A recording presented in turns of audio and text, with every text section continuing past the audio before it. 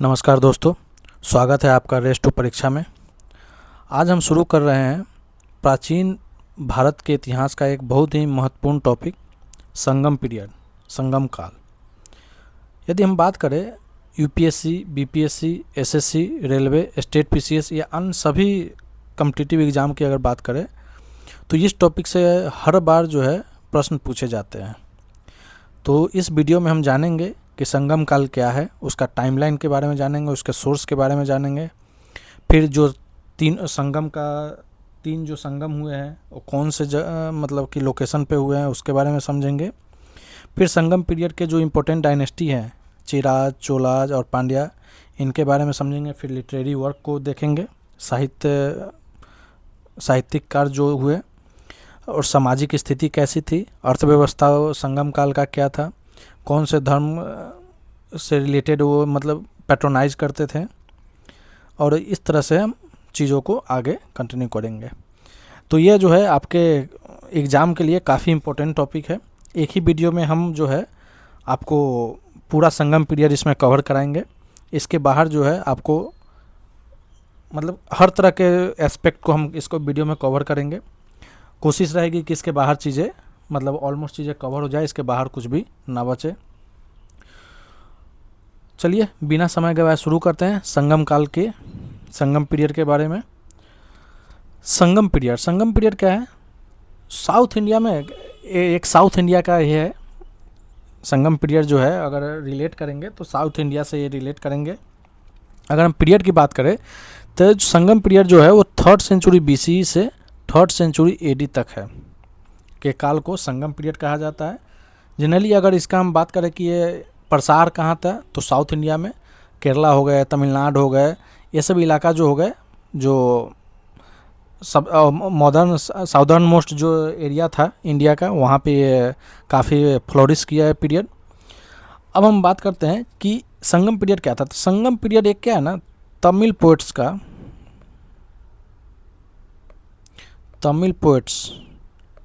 जो तमिल का जो कवि थे उनकी एक एकेडमी थी,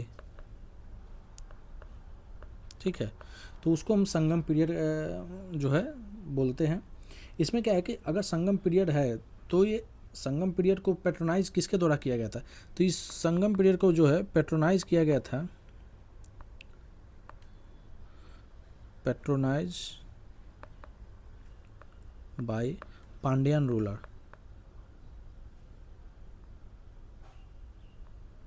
पांड्यन रूलर द्वारा जो है संगम पीरियड को पैट्रोनाइज किया गया था। तो संगम पीरियड जो है 3 संगम जो है बैठक हुई थी, उसके बारे में समझेंगे कि 3 संगम जो बैठक है वो कहाँ पे है। तो अगर पांड्यन के रूलर की बात करते कहाँ से रूल करते थे तो ये मदुराई। आगे हम जब देखेंगे तीनों डायनेस्टी के बारे में, चेरा, चोलाज और पांड्या के बारे में, तो उसमें हम इसके बारे में और डिटेल में डिस्कस करेंगे। इसमें देखते हैं 3 संगम हुए, 3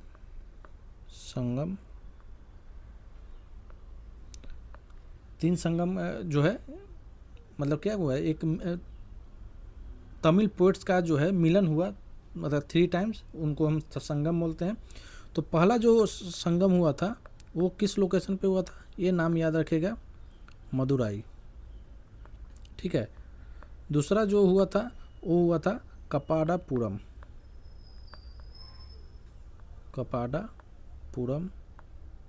अब ये जो पहला जो संगम पीरियड की संगम बैठक की बात करें तो इसमें कोई भी नो लिटरेरी वर्क्स, इसमें कोई भी लिटरेरी वर्क्स कंपाइल नहीं किया गया था। जबकि अगर बात करें दूसरा संगम के बारे में तो इसमें जो है तोलकाप्पियम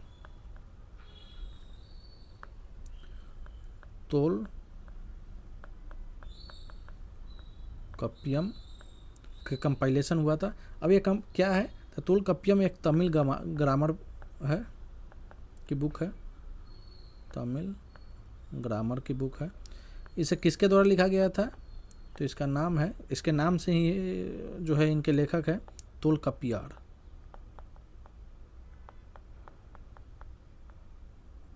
ठीक है। तो ये याद रखिएगा।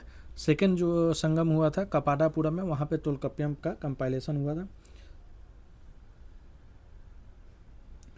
और तीसरा जो अगर बात करें थर्ड संगम की, तो ये जो है थर्ड संगम कहाँ हुआ था, ये फिर से मदुरई में हुआ था। यहाँ पे भी जो है literary works, few literary works यहाँ पे भी कंपाइल किए गए थे। तो ये 3 संगम पीरियड है, इसको जो है ज़रूर याद रखिएगा। लोकेशन जो है काफ़ी इंपॉर्टेंट है, तो ये तीनों के बारे में। अब जब हम लिटरेचर की बात कर ही रहे हैं, तो संगम पीरियड से जो भी लिटरेचर है उसके बारे में हम देख लेते हैं कि सोर्स क्या क्या है। लिटरेरी सोर्स को देख लेते हैं।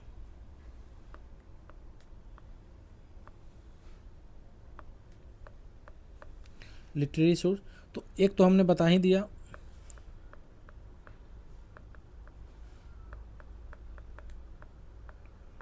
तोलकाप्पियम, किसके द्वारा, तो ये जो है आपके तोलकाप्पियार द्वारा लिखा गया है। ठीक है।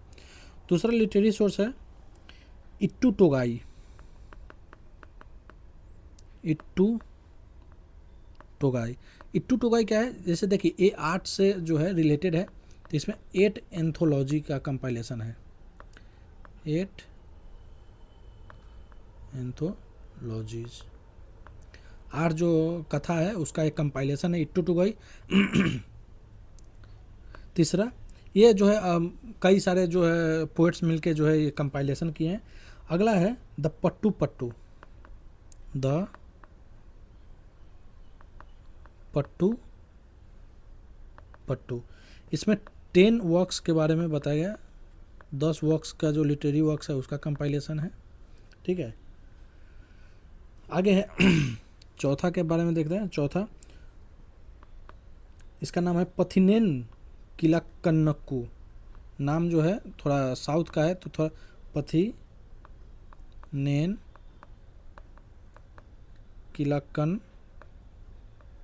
किलाक्कन्नक्कू, पथिनेन किलाक्कन्नक्कू। इसमें जो है टोटल 18 वर्क्स है। इस बुक में टोटल 18 वर्क्स है, जो कि किसके बारे में बताता है, तो ये बुक जो है अबाउट मोरल्स एंड इथिक्स। यह जो है हमें मोरल्स और इथिक्स के बारे में इस बुक में बताया गया है। इसमें से एक इम्पोर्टेंट बुक है, जो 18 बुक है उसमें से एक इम्पोर्टेंट वो है थिरुकुर्राल। थिरुकुर्राल ये जो है 18 वर्क्स में एक बुक है, जिसको लिखा कौन था तो ये लिखा गया था बाई थिरुवल्लुवर। थिरुवल्लुवर यह एक जो है ग्रेट पोएट थे, तमिल ग्रेट पोएट थे। तो इनके द्वारा लिखा गया था। पथिनेन किलक्कन्नक्कू के 18 वर्क्स में से एक बुक है थिरुकुर्राल, जिसे थिरुवल्लुवर द्वारा लिखा गया है। 2 इपिक्स हैं जो कि काफ़ी इम्पोर्टेंट है। 2 इपिक्स,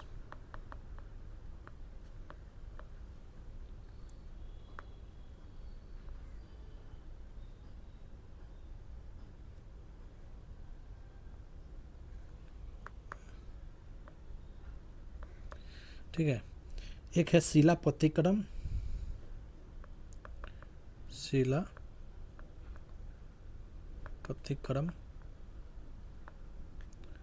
शिलापतिक्रम इसे लिखा गया था किसके द्वारा, तो ये नाम याद रखिएगा, इलांगो आडिगल। आप अपने इन पे ना शॉर्ट नोट जो है स्क्राइब कर सकते हैं, अदरवाइज इसको 2-3 बार सुनिए 1.5x पे, आपको जो है सारी चीज़ें जो है याद हो जाएगा। मतलब कि आपके माइंड में जो है। ठीक है। शिलापतिक्रम। आगे है मणिमेगलाई।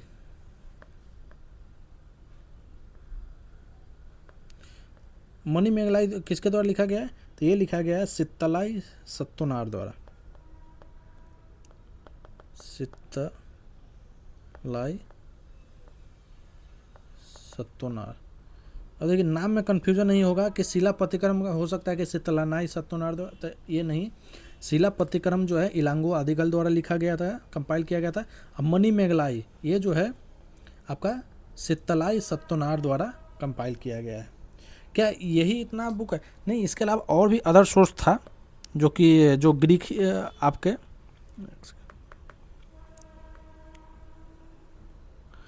अदर सोर्स की अगर बात करें तो ग्रीक ऑथर जैसे हेरोडोटस, ये सब जो है, Megasthenes, sorry Herodotus, Megasthenes Greek author में अगर बात करें तो मेगास्थनीज, प्लिनी, ये सब के बारे में, ये सब के जो वर्क्स हैं, इनके जो वर्क्स से भी पता चलता है साउथ इंडियन किंगडम के बारे में। फिर बात करें अशोकन इंस्क्रिप्शन, अशोकन इंस्क्रिप्शन,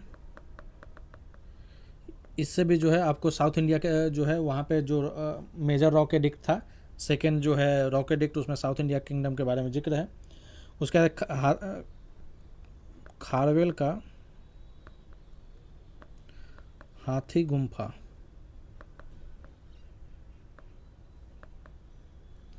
हाथी गुम्फा इंस्क्रिप्शन,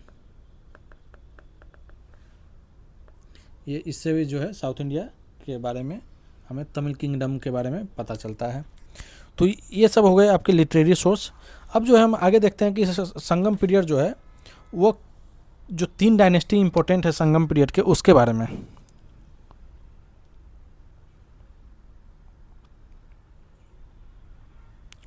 अब देखें डायनेस्टी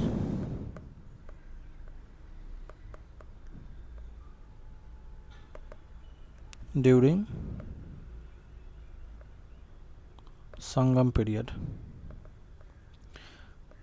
संगम पीरियड के दौरान जो है कौन से डायनेस्टी जो है वो ज़्यादा फेमस थे। देखिए 3 डायनेस्टी के बारे में है, हम तीनों को जो है क्या करते हैं एक ही जगह पे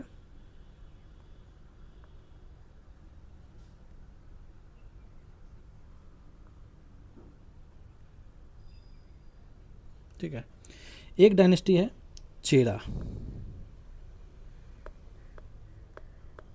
चेर डायनेस्टी। एक डायनेस्टी है चोला, चोल।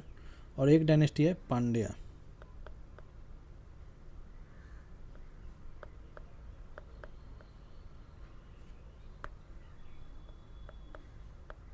पांड्या। ठीक है।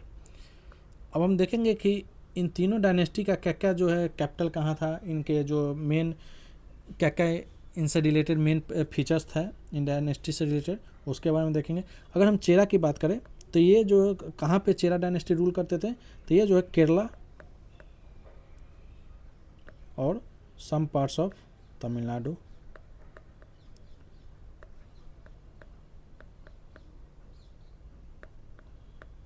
तमिलनाडु यहाँ से यह रूल करते थे। ठीक है, केरला और तमिलनाडु के कुछ पार्ट को।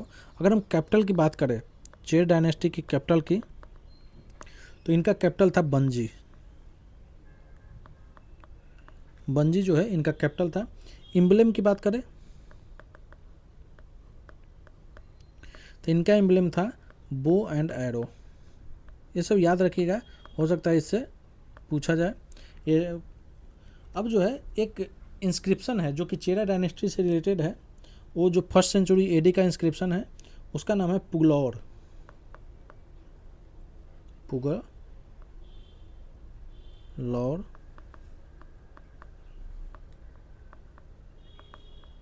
इंस्क्रिप्शन। ये चेरा डायनेस्टी से रिलेटेड है, 1st सेंचुरी एडी के आसपास का यह इंस्क्रिप्शन है। ठीक है। क्या ट्रेड कैसा था चेरा डायनेस्टी, तो यह जो है रोमन्स के साथ ट्रेड करते थे, ट्रेड विथ रोमन, रोमन से ये ट्रेड करते थे। इनका आर्किटेक्चर क्या था, इन्होंने जो है अगर इनके डायनेस्टी की बात करें, इनके टेन्योर की बात करें, तो इनके द्वारा जो है क्या आर्किटेक्चर डेवलपमेंट हुआ, तो इनके द्वारा जो है आर्किटेक्चर के फील्ड में जो इम्पोर्टेंट है वह टेम्पल ऑफ अगस्तस,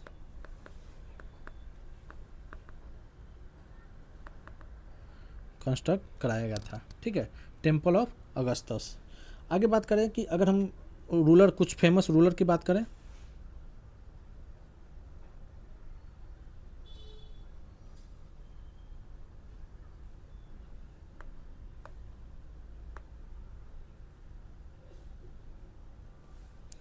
तो रूलर की बात करें हम, तो इनका एक रूलर था सेनगुत्तुवम, सेन गुत्तू बम, ये जो है एक इम्पोर्टेंट रूलर थे। अब है इन्होंने एक जो है चेरा डायनेस्टी ने एक स्टार्ट किया था पट्टिनी कल्ट। अब ये पट्टिनी कल्ट क्या है? Started Pattini cult. ये पट्टिनी कल्ट क्या है, किससे रिलेटेड है? तो ये इसमें बताया गया है worship of Kannagi, worship of Kannagi, मतलब कन्नगी का पूजा के बारे में इसमें बताया गया है। अब ये किससे रिलेटेड है? कन्नगी जो है अगर हम बात करें तो इनको जो है आइडियल वाइफ तमिलनाडु की, मतलब कि एक तरह से देवी मानी गई, आइडियल वाइफ ऑफ तमिलनाडु, इसलिए जो है इनकी पूजा की जाती है। और ये कल्ट के तरह से स्टार्ट हुआ जो चेरा डायनेस्टी से बिलोंग करता है। ठीक है, इन्होंने अपना एम्बेसी जो है, पहला साउथ इंडियन स्टेट है जिन्होंने अपना एम्बेसी भेजा था China. First south Indian state कौन है? चेरा, जिन्होंने सेंट एम्बेसी टू चाइना में जो है अपना पहला एम्बेसी इन्होंने भेजा था। तो ये हो गया आपका चेरा के बारे में जितने भी इम्पोर्टेंट थे। अब हम देखते हैं इसके बाद चोला के बारे में। ठीक है, चोला डायनेस्टी संगम पीरियड में। अब ये सेंट्रल और नॉर्दर्न तमिलनाडु में इनका ये जो है क्या करते थे? रूल करते थे। जहाँ पे ये कावेरी डेल्टा थे, कावेरी डेल्टा, जिसे क्या कहा जाता है? जिसे चोला मंडलम कहा गया, बाद में चोला मंडलम। ठीक है, ये हो गए आपके चोला के बारे में कि उस कहाँ से रूल करते थे? तो नॉर्दर्न तमिलनाडु से, और उसको क्या कहा गया? कावेरी डेल्टा, जो आज के टाइम में क्या कहा जाता है? जो चोला मंडलम कहा जाता है।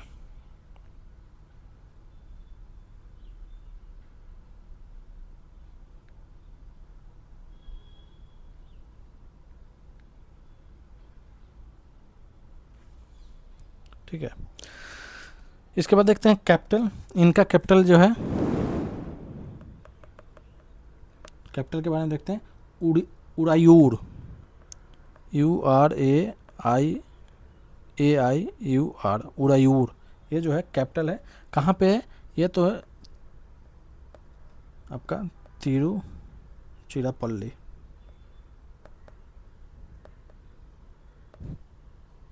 ठीक है, तिरुचिरापल्ली जो है नज़दीक है। इन्होंने एक फोर्ट को जो है मतलब बनाया था, जिसका नाम जो है, एक फोर्ट था जिसका नाम है पुहार, जिसे जो है कावेरी पत्तनम भी कहा जाता है। कावेरी पत्तनम, इसको कौन जो है किसके द्वारा फाउंड किया गया था? फाउंडेड बाय जो है चोला के एक इम्पोर्टेंट जो है बहुत ही फेमस रूलर थे, कराइकल द्वारा जो है इसका फाउंडेशन रखा गया था। ठीक है, अब हम बात करें एम्ब्लेम की। तो एम्ब्लेम जो था वो चोला का, वो क्या था? टाइगर। बो एंड एरो किनका था? चेरा का।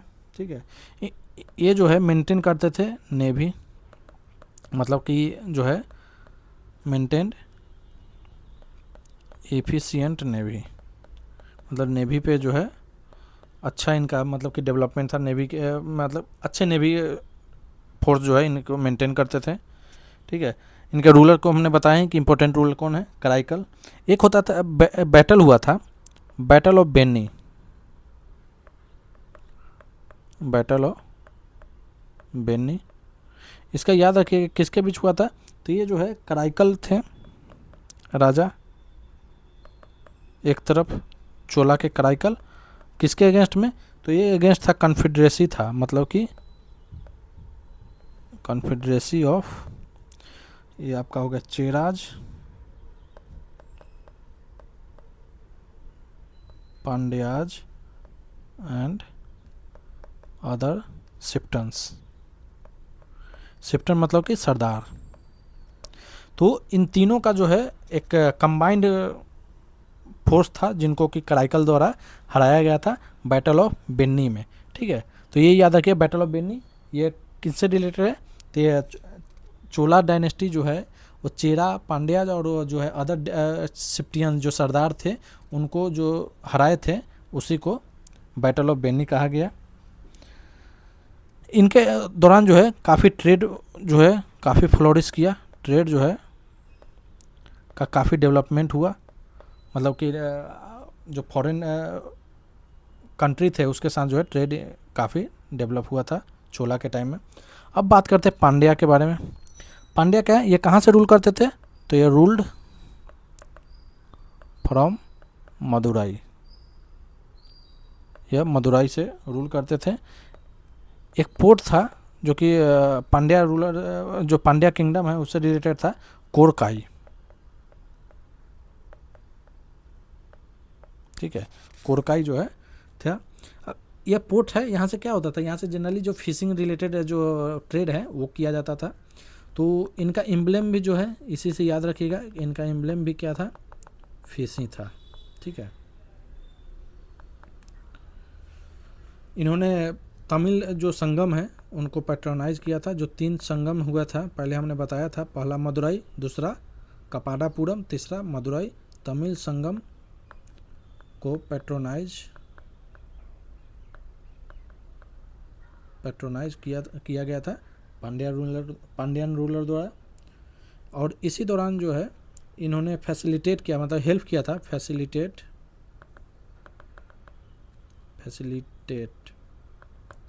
फैसिलिटेट किस में हेल्प कराया था, the compilation of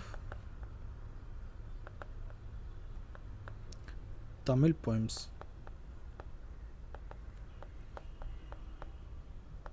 Tamil poems के कंपाइलेशन में इन्होंने हेल्प किया था। इनके दौरान जो है ना, जो पांड्यान किंगडम में कुछ जो है जो सोशल इविल था वो भी प्रेजेंट था, जैसे कि सती प्रथा ये प्रेजेंट था, और कास्ट डिस्क्रिमिनेशन ये भी था वहाँ पे। उसके बाद जो है आइडल वर्शिप भी था, एक आइडल वर्शिप भी जो है इनमें इनके जो किंगडम थे उसमें प्रचलित थे। अब देखिए सती प्रथा अगर अवेलेबल हो तो विडो का कंडीशन कैसा होगा, देखिए ये एक उसी से कनेक्टेड है। अगर सती प्रथा हो डैट मीन्स कि विडो के साथ जो है जो उनका स्टेटस होता था वो काफ़ी बैडली, मतलब विडो को बैडली ट्रीट किया जाता था। तो जहाँ पे भी अगर सती प्रथा अगर इतिहास में देखने को मिला है वहाँ पे विडो को जो है बैडली ट्रीट किया गया है, तो विडो जो है उनको ट्रीटेड बैडली। ठीक है, आगे देखते हैं। इन्होंने ब्राह्मण प्रीस्ट को काफ़ी पैट्रोनाइज किया, मतलब कि उनको काफ़ी इनकरेज, पैट्रोनाइज्ड ब्राह्मण प्रीस्ट।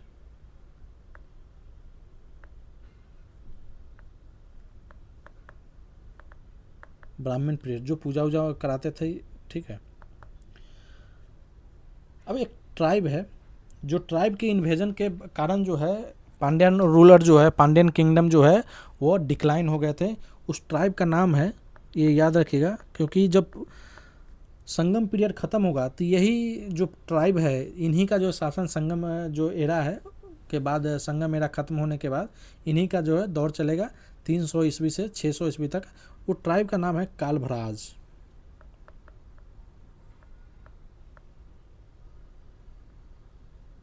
कालभराज, इनके इन्वेजन से इन्होंने अटैक किया पांड्यन रूलर पे, तो पांड्यन रूलर जो है इसके बाद जो है डिक्लाइन होने लगा धीरे धीरे। ठीक है, और जब संगम एज हो गया एंड, आफ्टर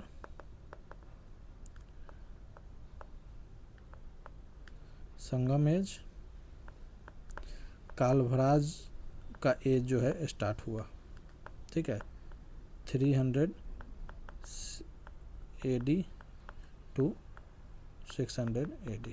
ये थोड़ा याद रखिएगा कि किसके जो है इन्वेजन से पांड्यन किंगडम जो है वो डिक्लाइन हो गया। और पांड्यन किंगडम के डिक्लाइन होने के बाद, क्योंकि संगम जो था पीरियड, उसमें पैट्रोनाइज जो संगम बैठक होता था जो तमिल पोइट्स का होता था, उसको पैट्रोनाइज पांड्यन रूलर द्वारा ही किया गया था। जब उनके डिक्लाइन हो गए तो उसके बाद जो है संगम एज जो है डिक्लाइन हो गया एक तरह से।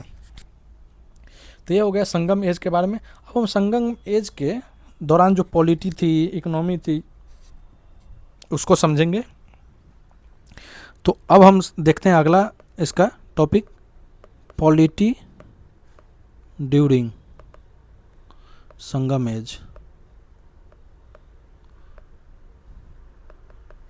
ठीक है, संगम एज के दौरान पॉलिटी किस तरह से था। देखिए पॉलिटी का कुछ जो है कैसा था, तो हायरार्किकल, मतलब जो मोनार्की था, मोनार्कियल था, वो हेरिडेटरी था, हेरिडेटरी मोनार्की था। मतलब किंग जो होता था वो हेरिडेटरी होता था, मतलब वंशज होता था, मतलब कि बाप एक रूलर है, उनके बेटा ही अगला रूलर बनेंगे, फिर उनके बेटा अगला रूलर बनेंगे, ऐसा जो है हेरिडेटरी मोनार्की सिस्टम था। किंग को जो है असिस्ट किया जाता था, किंग वाज असिस्टेड, मतलब असिस्टेड मतलब कि इनको हेल्प किया जाता था, किसके द्वारा, एक काउंसिल ऑफ मिनिस्टर द्वारा। काउंसिल ऑफ मिनिस्टर, टोटल कितने मिनिस्टर होते थे, तो टोटल 5 मिनिस्टर होते थे, उनके द्वारा जो है किंग को जो है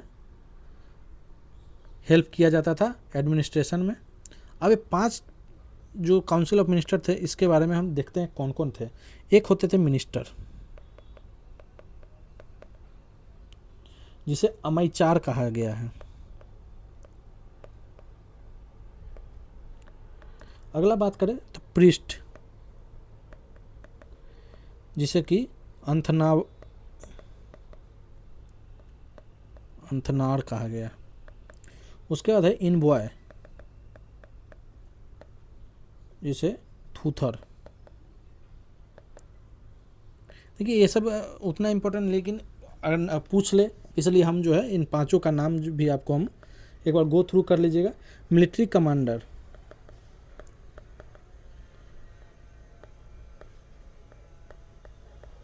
क्योंकि अब जो है एग्ज़ाम जो है उसमें थोड़ा डेप्थ पे भी जो है कमीशन जाते हैं क्वेश्चन को लेके, तो इसलिए सेनापति, मिलिट्री कमांडर को सेनापति कहा गया। उसके बाद है स्पाई, मतलब कि नज़र रखने वाला, जिसे कि ओरार, ठीक है, कहा गया। तो ये हो गया आपका। ये जो है अगर राजा की बात करें तो राजा जो है रेगुलर आर्मी मेंटेन करते थे। अब देखिए मिलिट्री कमांडर है तो रेगुलर आर्मी तो होगा ही, तो रेगुलर आर्मी, स्टैंडिंग आर्मी, ठीक है, मेंटेन करते थे, मतलब रखते थे, मेंटेन। आगे बात करें इकोनॉमी की, अगर बात करें इकोनॉमी की, तो इनका जो सोर्स था इनकम का, इनकम सोर्स क्या था, इनकम सोर्स था लैंड रेवेन्यू। लैंड रेवेन्यू से जो इनकम आता था उससे ये इनका चलता था। उसके अलावा जो सोर्स था वो था फॉरेन ट्रेड पे। फॉरेन ट्रेड तो इनके दौरान था ही, तो फॉरेन ट्रेड पे ये क्या लगाते थे, कस्टम ड्यूटी लगाते थे। इससे भी जो इनका इनकम सोर्स होता था। इन्होंने जो है एक चीज़ डेवलप किया था संगम एज में, कि रोड और हाईवे को, रोड और हाईवे मतलब सड़क पे जो है अच्छा काम किए थे। अच्छा काम क्यों किए थे, या फिर रोड और हाईवे को गार्ड भी करते थे, गार्डेड क्यों करते थे, to prevent robbery and smuggling. जो है रॉबरी और स्मगलिंग को रोकने के लिए जो है रोड और हाईवे को अच्छा मतलब कंस्ट्रक्शन था, और रोड और हाईवे को गार्ड भी किया जाता था, मतलब कि सुरक्षा कर्मी द्वारा गार्ड किया जाता था, ताकि इस रॉबरी और स्मगलिंग को रोका जा सके। तो अभी एक लिटरेचर के बारे में हमने पढ़ा था ऊपर में, तोलकपियम। अब तोल्काप्पियम जो है कौन लिखा था, तो किसके द्वारा लिखा गया था, तो तोल्काप्पियम लिखा गया था तोल्काप्पियार द्वारा। इसमें जो ये जो तोल्काप्पियम का जो लैंड का डिवीज़न है ये काफ़ी इंपॉर्टेंट है, इसको ज़रूर याद रखिएगा। इन्होंने जो है लैंड को ऑफ 5 डिवीज़न, जितने भी लैंड है उसको 5 डिवीजन्स में इन्होंने जो है डिवाइड किया था। जैसे पहला डिवीज़न है कुरिंजी जो कि हिली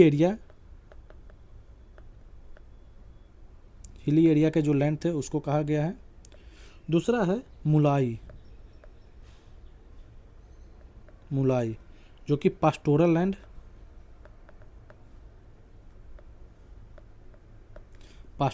को कहा गया है।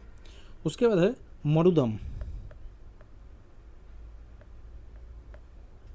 मरुदम, यह एग्रीकल्चरल लैंड जो है, खेती करने वाला जो भूमि थी उसको कहा गया मरुदम। उसके बाद है नेदल, ये आपका कोस्टल लैंड हो गया, नदी किनारे। और अंतिम है आपका पलाई, यह डेजर्ट को कहा गया है। तो जो तोल्काप्पियम बुक है उसमें जितने भी लैंड थे उसको 5 डिवीज़न में बांटा गया है। 5 डिवीज़न है, एक कुरुंजी हिली एरिया को कहा गया, मुलाई पास्टोरल लैंड को, मरुडम एग्रीकल्चरल लैंड को, नीदल ये जो है आपका कोस्टल लैंड को कहा गया, और पलाई आपका डेजर्ट को कहा गया। ठीक है, ये हो गया। अब आगे देखते हैं, आगे हम बात करते हैं कि तोल्काप्पियम में ही ये बताया गया है 4 कास्ट के बारे में, 4 कास्ट के बारे में इसमें बताया गया है। एक है रूलिंग क्लास जिसको कि अरासर कहा गया है, उसके बाद है प्रिस्ट क्लास, ऊपर में हमने बताया है प्रिस्ट क्लास का अंथनार। उसके बाद एक क्लास है बनीगर, यह जो है किनको कहा गया, उल्टा हो गया, ट्रेड करने वाले जो क्लास मतलब कि वर्कर थे, ट्रेड से रिलेटेड थे, उनको कहा गया बनीगर। ठीक है, एक है अगला एग्रीकल्चरिस्ट क्लास जो खेती करते थे, एग्रीकल्चरिस्ट खेती करते थे, इनको कहा गया बेलालार। तो ये नाम जो है आप याद रखिएगा कि 4 कास्ट थे, ruling class, priest class, trade करने से जो ट्रेड और कॉमर्स में जो इंगेज थे जो लोग, उसको ट्रेड क्लास कहा गया। एक है एग्रीकल्चरिस्ट क्लास जो कि खेती में जो है इन्वॉल्व होते थे। रूलिंग क्लास को अरासर कहा गया, प्रिस्ट क्लास को अंथनार, ट्रेड क्लास को बनीगर, एग्रीकल्चरिस्ट क्लास को जो है बेलालार कहा गया है। ठीक है, ये हो गया आपका किससे रिलेटेड, तो इकोनॉमी और पॉलिटी को जो है हमने इसमें कवर किया। अब हम देखते हैं जो सोसाइटी से रिलेटेड कि सोसाइटी में किस तरह का वहाँ पे सोसाइटी था, स्टेटस कैसा था। तो पहले हम सोसाइटी में सबसे पहले देखते हैं। पहले तो अगर हम बात करें कि रूलिंग क्लास की, तो रूल करते थे वो हेरिडेटरी क्लास ही थी, मोनार्की जो था। हम जो है बोमेन क्लास को देखते हैं, बोमेन स्टेटस। देखिए पांड्यन जो किंगडम था उसमें सती प्रथा और बीडो के साथ जो बैडली ट्रीटमेंट था वो तो था ही। इसके साथ क्या था ना कि वोमेन का एक रिस्पेक्टेबल जो है एक स्टेटस था, एक रिस्पेक्टफुल स्टेटस था वोमेन का, रिस्पेक्टफुल स्टेटस। ठीक है, वुमेन का जो है काफ़ी रिस्पेक्टफुल स्टेटस था। इंटेलेक्चुअल परसूट्स में जो है वुमेन्स का पार्टिसिपेशन था।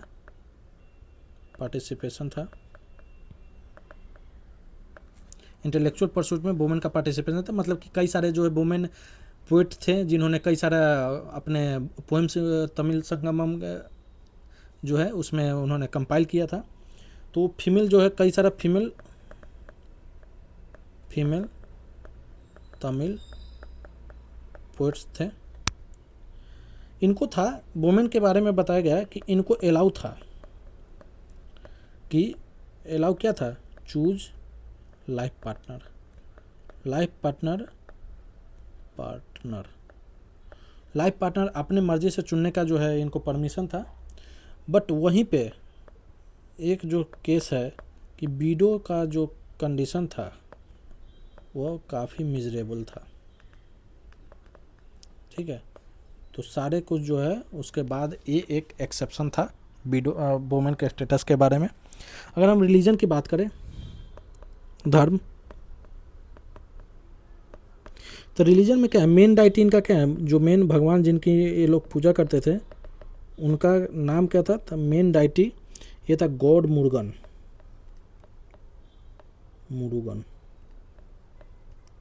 ये इनके मेन डाइटी कहलाए गए।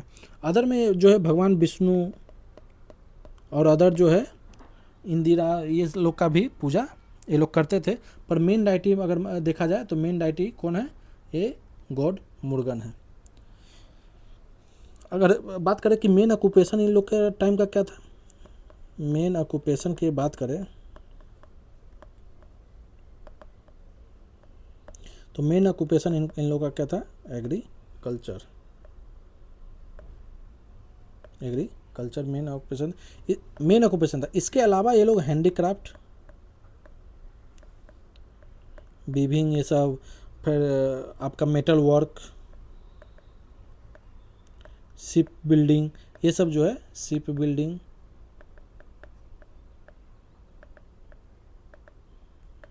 ये सब भी एडिशनल ऑक्यूपेशन था। पर अगर मेन ऑक्यूपेशन की बात करें तो एग्रीकल्चर था। अगर मेन रेवेन्यू सोर्स तो लैंड से जो रेवेन्यू सोर्स आते थे वो मेन थे, बाकी ट्रेड से जो कस्टम ड्यूटी लगाते थे वो एडिशनल थे।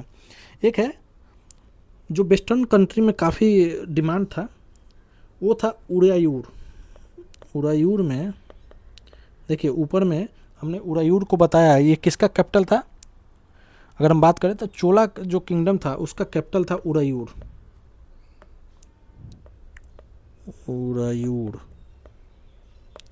यहाँ पे ना एक क्लोथ वीविंग होता था, मतलब कि क्लोथेस का वीविंग होता था, सिलाई होता था। ये इतना फेमस था कि इसका डिमांड जो है कहाँ होता था, तो डिमांड इसका होता था वेस्टर्न कंट्री में।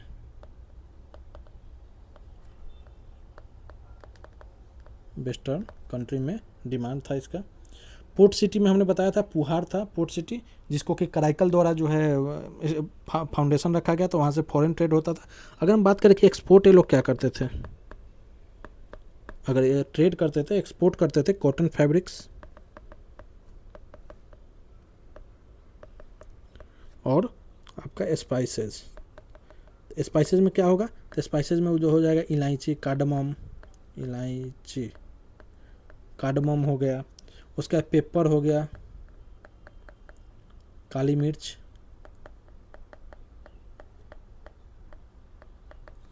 ये हो गया आपका कार्डमम,